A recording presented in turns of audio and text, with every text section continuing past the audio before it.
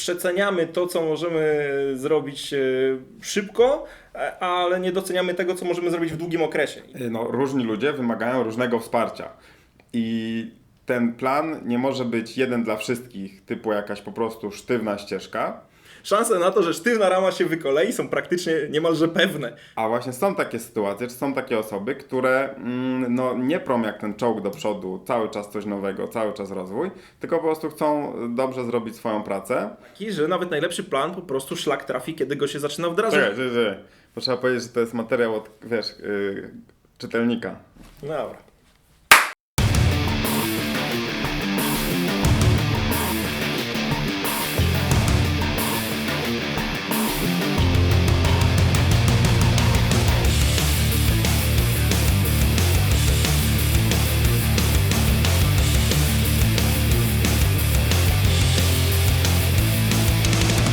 Cześć, witajcie w kolejnym odcinku Nerd Management. Z tej strony Krzysztof Rakowski. I Paweł Rakowski.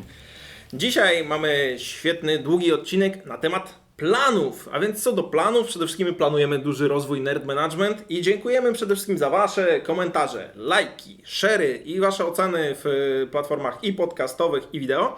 Prosimy o więcej, a dzisiejszy odcinek właśnie stąd się wziął, żeby pisaliście do nas, że chcecie się dowiedzieć, jak rozwiązać Wasz problem i liczymy na to, że będziecie tego pisać więcej, bo to nam pozwala wybierać fajne i wartościowe materiały, które dla Was możemy robić. O tym, o learning planach, czyli o tym, czym będzie dzisiejszy odcinek, już wspominaliśmy nieraz, więc czas najwyższy nagrać odcinek, jak to wygląda, jak to działa w praktyce. No i learning plan, jak to jest plan. A plany mają to do siebie, że z reguły nie wychodzą, więc my robimy już drugie podejście do tego odcinka, ponieważ kiedy zaplanowaliśmy pierwsze, wyszło tak. Chyba jeszcze raz, bo to kurde coś zaczął piłować. No właśnie tutaj piłuję cały czas. Myślę, że będzie słychać. No pewnie, że będzie słychać. No dobra, masz godzinę na rozwój.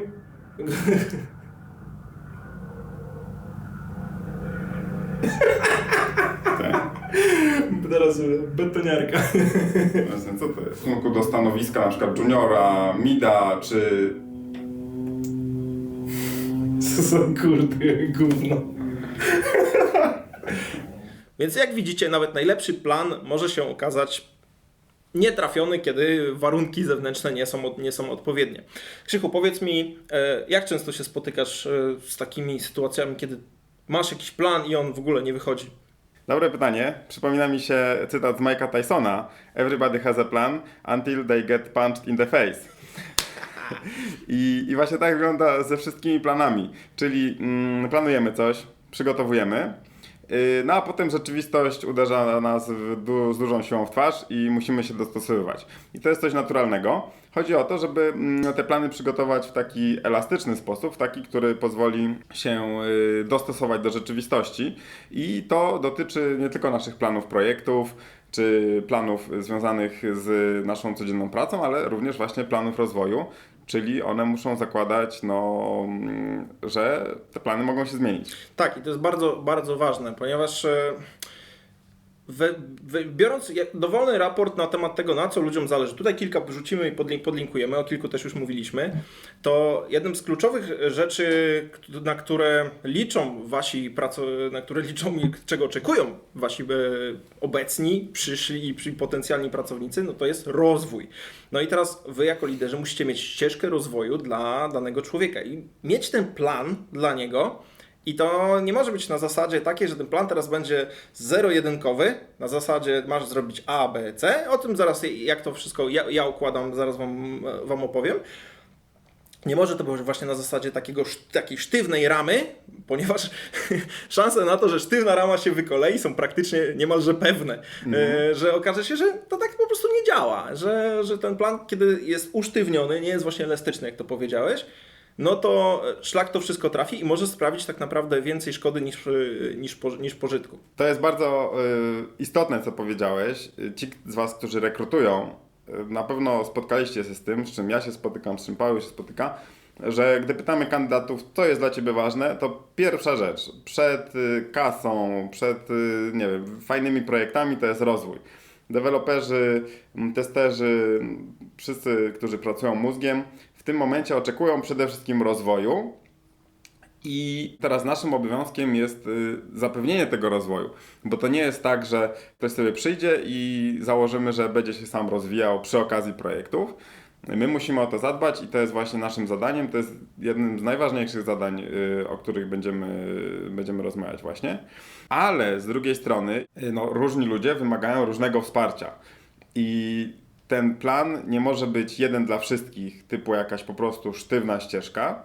Mogą być jakieś szablony, my mamy takie szablony ogólne, ale potem ten plan musi być dostosowany do określonej osoby, bo też różnie ludzi sobie w różny sposób radzą. Tutaj odsyłamy Was do jednego z wcześniejszych odcinków dotyczących Task Relevant Maturity, które mówią o tym, że jeżeli ktoś jest dobry, ogólnie, zakładamy, że ktoś jest dobry, ale może na przykład nie być dobry właśnie w dbaniu o swój rozwój i może wymagać trochę większego wsparcia, więc nawet nie możemy zakładać, że ci nawet najlepsi pracownicy sami będą się rozwijać i będą wiedzieli, jak to robić, tylko musimy to właśnie dostosować do ich możliwości, do ich oczekiwań, do tego, w jaki sposób chcieliby się rozwijać, no i w jaki sposób Wy również widzicie to dopasowanie ich rozwoju do potrzeb Waszej firmy. Mało tego, jest jeszcze jedna rzecz, o której warto już powiedzieć na tym etapie, zanim Wam pokażemy konkretne rzeczy, które w takim learning planie powinny się zawrzeć, to również trzeba uwzględnić nie tylko dojrzałość osoby do danego zadania i ten Task Relevant Maturity, o którym mówiłeś, ale również jakby okres i moment w życiu tego człowieka, bo możecie się spotkać z dwoma sytuacjami, że może być ktoś taki niepozorny na pierwszy rzut oka i wtedy będziecie jakby zaniżać jego wartość tutaj i dawać mu takie proste zadania, takie może mniej wymagające, a tak naprawdę jest to człowiek, który ma ogromny potencjał i wręcz potrzebuje takiego kopa, żeby się ruszyć, a na przykład to, że jest akurat w takim momencie swojego życia, gdzie na przykład ma dużo rzeczy wymagających jego energii i uwagi, które go pochłaniają poza pracą. I po prostu to nie jest ten czas. Dlatego te plany muszą być elastyczne i one będą się w czasie zmieniać. Druga sytuacja to jest, kiedy na przykład ktoś był super wymiataczem, robił wszystko co trzeba, a nawet dużo więcej i przekraczał o Wasze oczekiwania. I przychodzi taki moment, że po prostu ma gorszy etap w życiu, coś się dzieje, albo po prostu już się zaczyna męczyć. Wtedy musicie zadbać o to, żeby się nie wypalił, żeby taka osoba się nie wypaliła i wtedy nie ma co cisnąć na to, że słuchaj, masz tutaj plan i masz zrobić, bo jest w planie, nie? Więc na to trzeba uważać. No właśnie, to jest ciekawa rzecz, którą sobie uświadomiłem, kiedy przeczytałem książkę pod tytułem Radical Candor autorstwa Kim Scott, damy linka oczywiście. To jest menedżerka z bardzo długim doświadczeniem. Ona pracowała z założycielami Google'a na samym początku, potem w kilku innych firmach, które znamy z Krzemowej Doliny. Po lekturze tej książki ona mi uświadomiła, że, bo tak, u nas w IT mamy takie założenie, że wszyscy muszą się rozwijać, muszą przejść do przodu, no trochę właśnie też na podstawie tych rozmów rekrutacyjnych, że każdy chce się rozwijać, każdy chce mieć rozwój. I zakładamy, że jeżeli się nie rozwijasz, no to nie wykonujesz swoich podstawowych obowiązków. A właśnie są takie sytuacje, czy są takie osoby, które nie prą jak ten czołg do przodu, cały czas coś nowego, cały czas rozwój, tylko po prostu chcą dobrze zrobić swoją pracę i albo na przykład rozwijają się wolniej, albo mają taki okres w życiu. Mamy takie osoby, czy nawet nam się zdarzało, że coś mieliśmy w życiu prywatnym, co powodowało, że nie mieliśmy teraz głowy do rozwoju. Albo mieliśmy trudniejszy projekt, który nas tak emocjonalnie męczył, że już ciężko było znaleźć ten czas na rozwój. Warto zrozumieć, jaka jest przyczyna przy takiej osobie i czy to jest przejściowe, czy to jest stałe, czy warto coś z tym robić, czy nie, ale też właśnie to jest istotne, żeby zmienić trochę to nastawienie. To nie jest tak, że wszyscy muszą przejść do przodu i wszyscy muszą być super gwiazdami. Trzeba to dostosować indywidualnie do osoby, do jej charakteru, albo do tego czasu w życiu, który akurat mają. Tak, jest jeszcze takie świetne powiedzenie, że my przeceniamy to, co możemy zrobić szybko, ale nie doceniamy tego, co możemy zrobić w długim okresie. I tutaj to też jest ważne w kontekście tego learning planu, czyli planu rozwoju i ścieżki kariery dla Twoich ludzi, żeby spojrzeć na to nie jak na kwartał, tylko czasem na przykład dla niektórych może to być kilka lat i to jest okej. To jest okej, żeby spojrzeć właśnie w takim długim horyzoncie czasowym i też ludzi uświadamiać w zasadzie, słuchaj, to jest coś, co na przykład my wymagamy na przykład od seniora, bo o tym za chwilę będziemy mówić, jak to poziomować i tak dalej. I teraz ty masz do tego, na dojście do tego masz tyle czasu, ile ty potrzebujesz. Nie? Jednym zajmie może to pół roku, jednym zajmie rok, innym 2 lata, innym 5, a inni nigdy do tego nie dojdą i to też jest okej.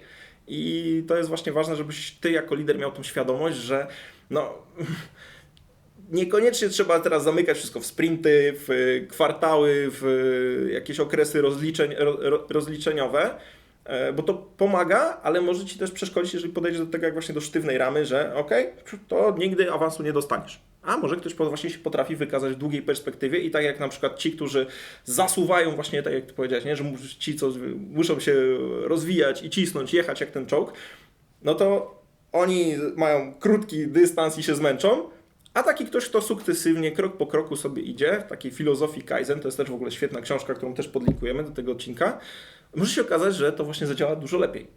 Tak, i znam takie osoby właśnie, które chyba jak w tej bajce z zającem i żółwiem, widzę dopiero teraz po kilku latach, że ta osoba, która właśnie szła jak ten żółw, teraz przegania łatwo te osoby, które prędko biegły i czasami się wypalały. Ale to wszystko zależy od charakteru, niektórym odpowiada szybciej, niektórym wolniej.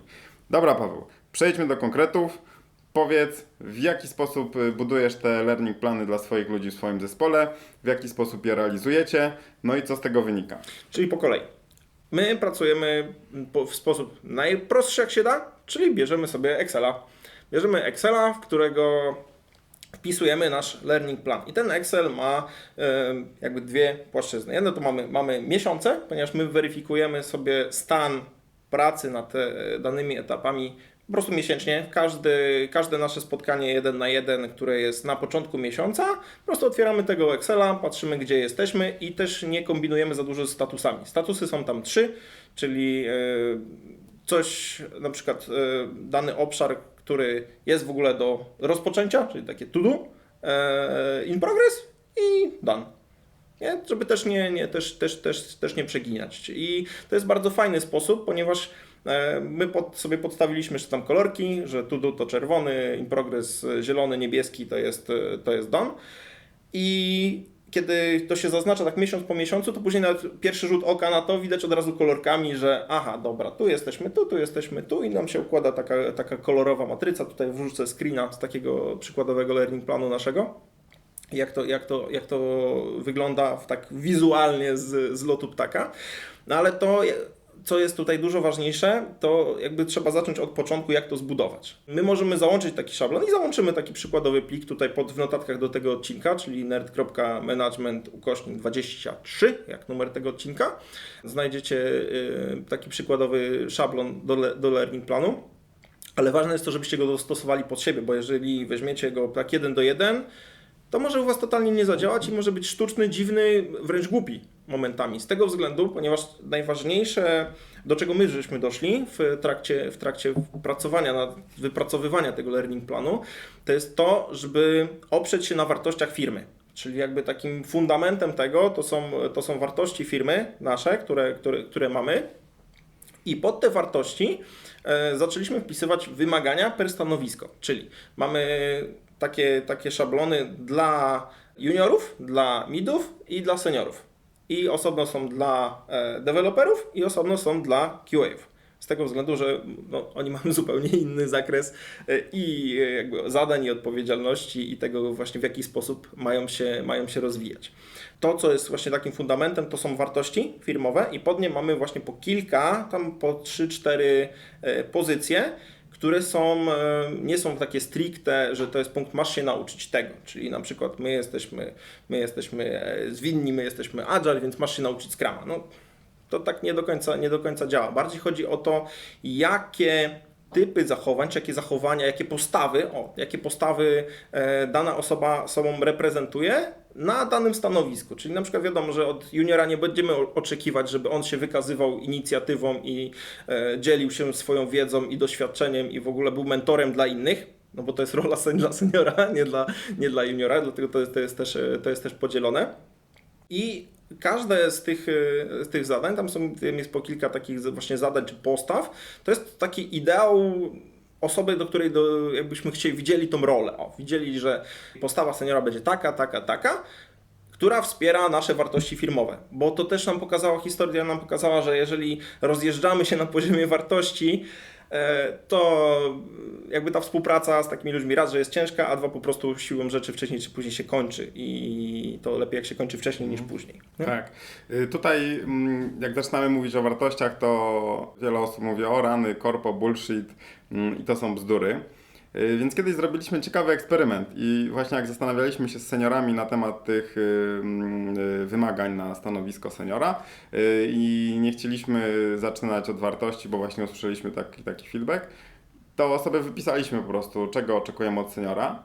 A ja potem usiadłem i się okazało, że wszystkie te punkty można dostosować do naszych wartości, że one są tą reprezentacją naszych wartości. Więc to nie jest tak, że te wartości są bez sensu, jeżeli w waszych firmach coś takiego jest. Tylko trzeba po prostu trochę popracować nad tym, żeby dopasować to, czego oczekujemy właśnie do tych wartości. Kolejna ciekawa obserwacja, którą u nas widzimy, to jest to, że czego oczekujemy od naszych ludzi, że najwięcej tych oczekiwań takich technicznych jest w stosunku do juniora. Potem jeżeli chodzi o stanowiska mid, to już się tak bardziej balansuje. Natomiast w przypadku seniorów to największa część tych wymagań to są już takie wymagania miękkie, takie, które nie są stricte techniczne, no bo zakładamy, że jeżeli ktoś jest seniorem, to technologię ma opanowaną. I są oczywiście jakieś wyższe koncepty na wyższym poziomie architektoniczne, ale to są już rzeczy, którymi nasiąkają midowie. Tak. Więc to też jest ważne, że wymyślanie na przykład, jakie oczekiwania techniczne macie od seniorów może być trochę sztuczne. No bo co można powiedzieć, że nie wiem, trochę więcej zna, trochę więcej funkcji w PHP, no bez sensu. Więc tutaj już trzeba wejść na wyższy poziom abstrakcji właśnie związanych chociażby z architekturą oprogramowania, ale jednak duża część to są takie miękkie rzeczy związane ze współpracą z innymi, z mentorowaniem mniej doświadczonych kolegów i koleżanek, czy chociażby właśnie z takim widzeniem tego dużego obrazu pod kątem właśnie systemów i aplikacji, którymi się zajmują, czy wykraczanie ze swoim wpływem poza jeden zespół. Dokładnie. I teraz to jest właśnie to wykraczanie poza obszar zespołu, no to jest kluczowe pod kątem tego, jaką osobowość mają wasi ludzie i właśnie to jest najważniejsze, żeby to dostosować, bo dla nas jakby te ramy, jakby wartości mamy spójne i to jest właśnie fajne, bo to właśnie widać i to w tym ćwiczeniu, co mówiłeś, to wyszło po prostu, że nawet jeżeli ktoś mówi, że to tam korpo bullshit, to i tak to w nim siedzi, no bo tu pracuje i te wartości są gdzieś spójne. Jeżeli na tym poziomie byśmy się rozjechali, to żadna kasa tego nie zasypie, nie ma takiej możliwości.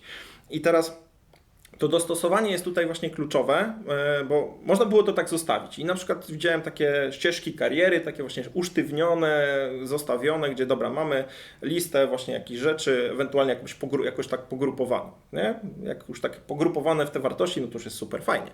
Ale to, co jest kluczowe w tych learning planach, które ja wypracowałem ze swoim zespołem, to jest to, że jakby nad tym learning planem, czyli mamy fundament jako wartości, do tych wartości mamy pogrupowane konkretne postawy, które nas interesują na danym stanowisku, to mamy tam jeszcze miejsce na projekty czy pomysły, co ci ludzie chcą zrobić. Czyli jeżeli na przykład ktoś ma zajawkę na Dockera, bo gdzieś go bawi, czy ma zajawkę na jakąś technologię, albo ma zajawkę na robienie jakichś fajnych rzeczy, to twoim zadaniem jako lidera z tą osobą na spotkaniu na 1 na 1 musicie znaleźć takie połączenie między tym, co ta osoba chce zrobić, czego chce się nauczyć, co ją pasjonuje, co sprawia, że w ogóle to się fajnie do tej pracy chodzi i jest jej fajnie, miło i przyjemnie.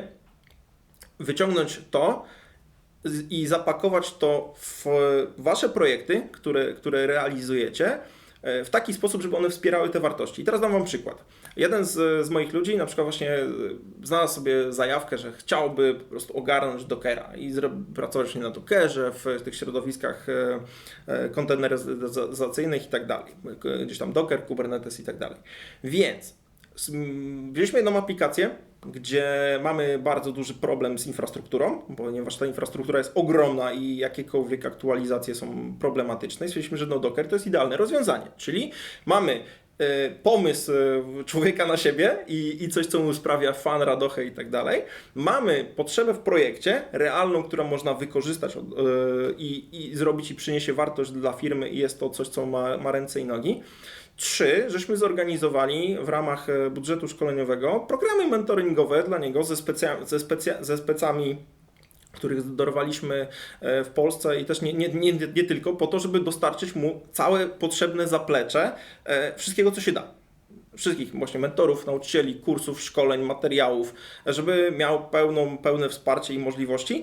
A do tego zrobiliśmy w taki sposób, żeby ta część projektowa, która wspiera ten obszar pracy nad tym Dockerem i w ogóle tego całego procesu, żeśmy to wcisnęli po prostu w korporacyjne OKR-y, żeby to był czas, który jest dedykowany, wartościowy, jest projektem, który człowiek chce zrobić dla siebie, bo to mu sprawia radochę i fan i go to kręci i przynosi realną wartość. I to jest taka esencja tego właśnie learning planu, żeby znaleźć takie rzeczy i te punkty, które będą po prostu się zazębiać ze wszystkim. Będą się zazębiać z waszymi projektami, z pracą, z roadmapą, z OKR-ami, z wartościami firmy i z postawami, jakie oczekujecie. Dlatego robiąc, kiedy on uczył się właśnie tego Dockera, zaczął go implementować. Jesteśmy obecnie na etapie już wykańczania konfiguracji. Za chwilę będziemy to pchać w Kubernetesa i będziemy to sobie rozstrzeliwywać.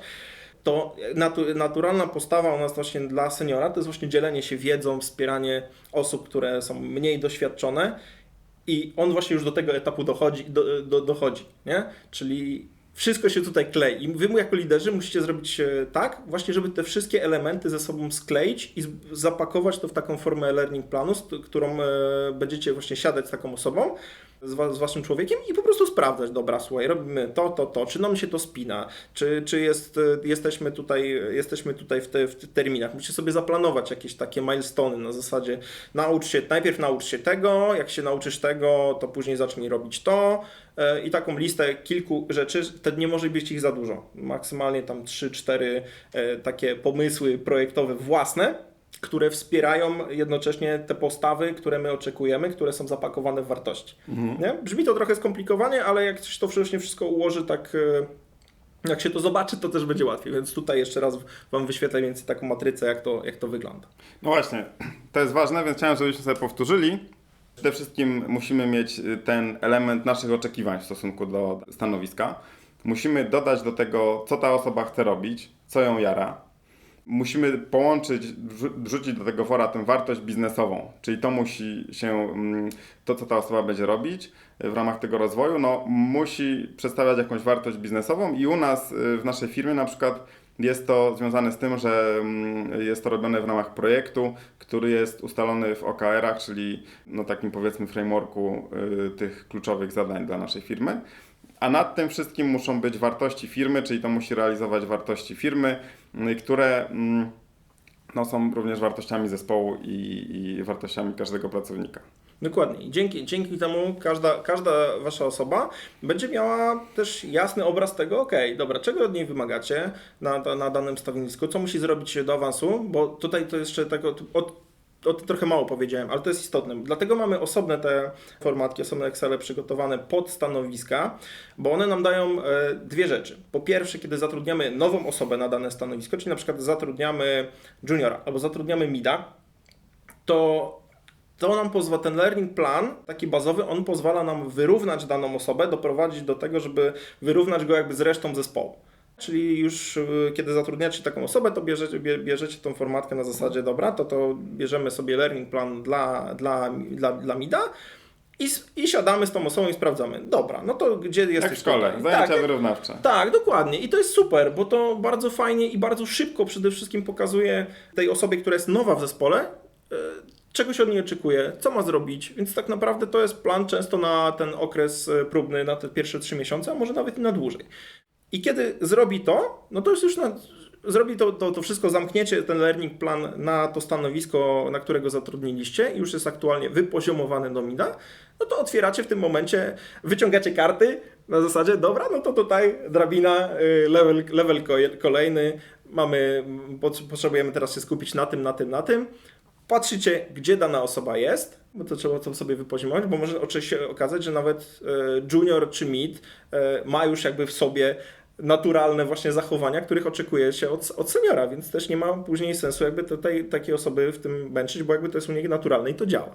Więc się to poziomuje, ustala się projekty, co ta osoba chce, zamyka się w tym frameworku, wrzuca się w tego Excela i po prostu każdego miesiąca na początku w spotkaniu jeden na jeden z tą osobą, po prostu sobie go otwieracie i patrzycie, gdzie jesteście w danym miesiącu, czyli jakby podsumowujecie miesiąc do tyłu, nie? Czyli teraz mamy wrzesień, no to jakbyśmy siadali teraz na początku września, no to podsumowujemy to, co się wydarzyło w sierpniu i zamykamy po prostu ten okres i to Wam później właśnie daje świetny materiał do wszelkiego typu rozmów o bonusy, o podwyżki, no bo tam jest wszystko po prostu widać, czy to się realizuje, a przez to, że to się tak mocno klei ze wszystkim, z czym powinno się skleić, tak jak tutaj mówiliśmy, no to właściwie nie ma o czym mówić.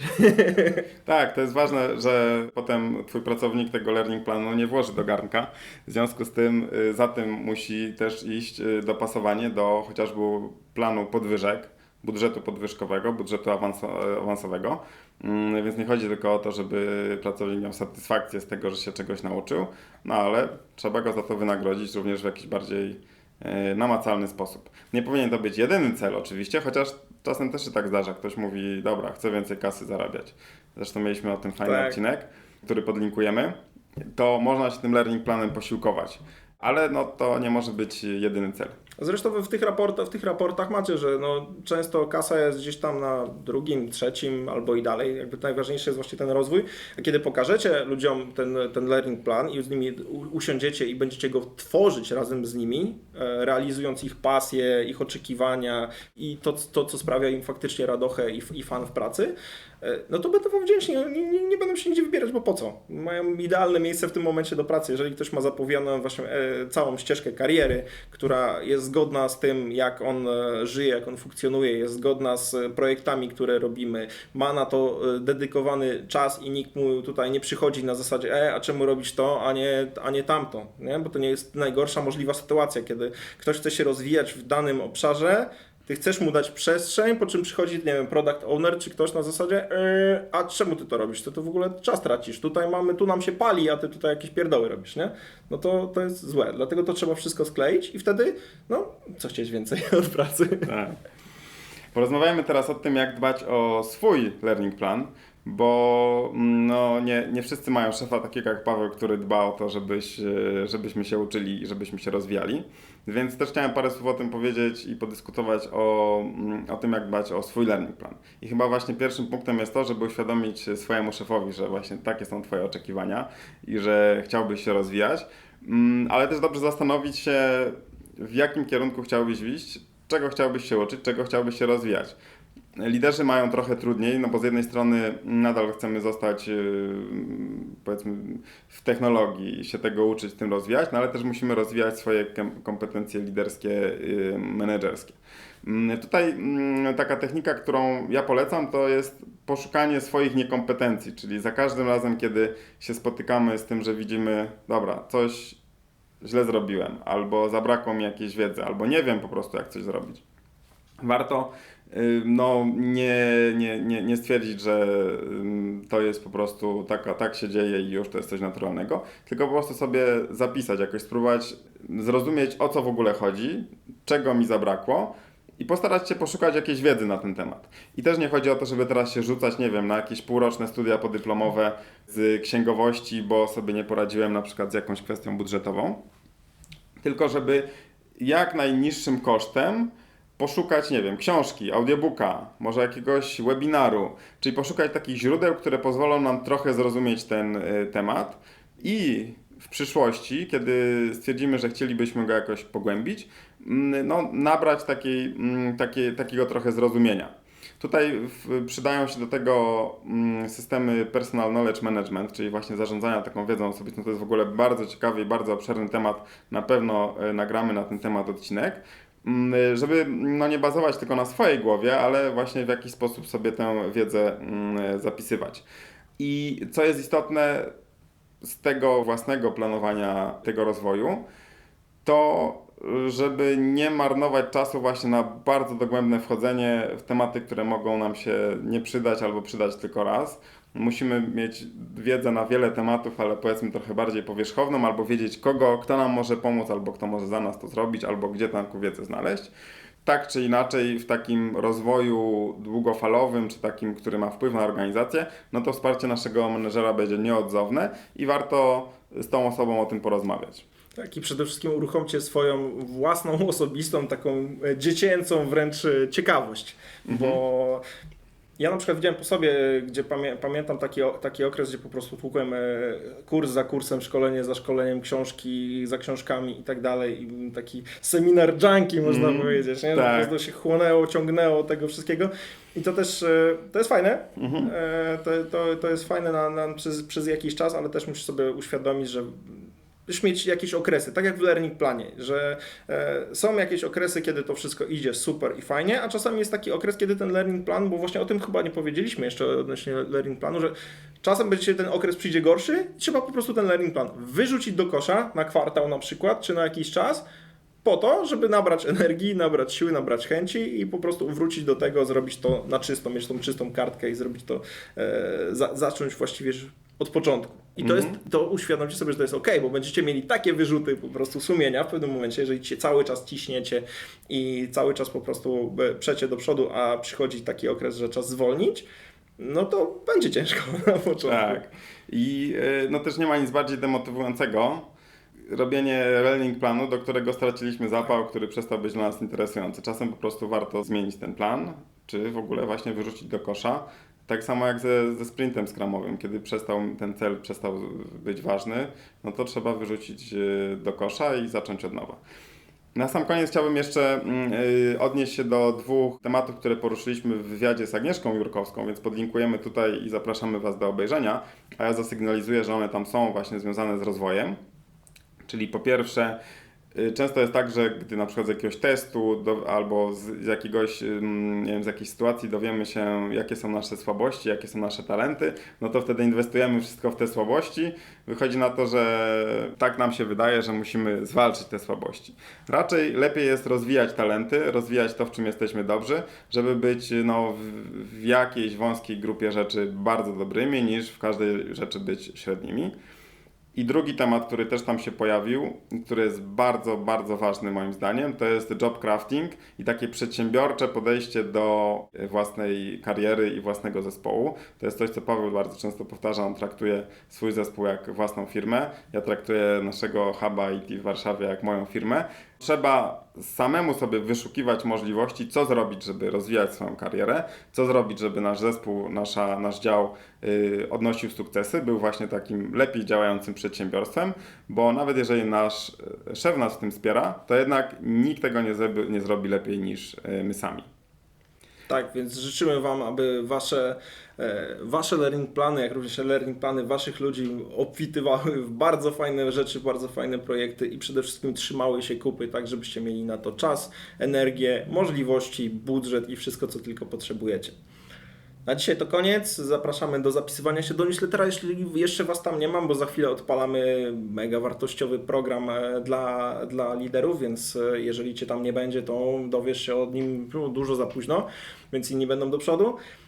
Jak również będziemy wdzięczni za lajki i share'y, bo to nam pozwala docierać do większej ilości osób. A o to też chodzi, żeby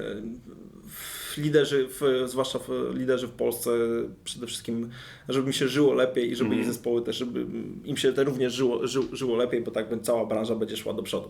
No i ten odcinek był zainspirowany przez kilka pytań, które dostaliśmy przez właśnie social media, więc zapraszamy Was do tego, żebyście wysłali więcej pytań, rzucali nam kłody pod nogi, takie właśnie, w których będziemy mogli Wam pomagać rozwiązywać, albo nad którymi będziemy musieli się mocno zastanowić, żeby nakręcić fajny odcinek. Tymczasem bardzo Wam dziękujemy za to, że byliście z nami, no i widzimy się we wtorek za tydzień. Cześć! Cześć!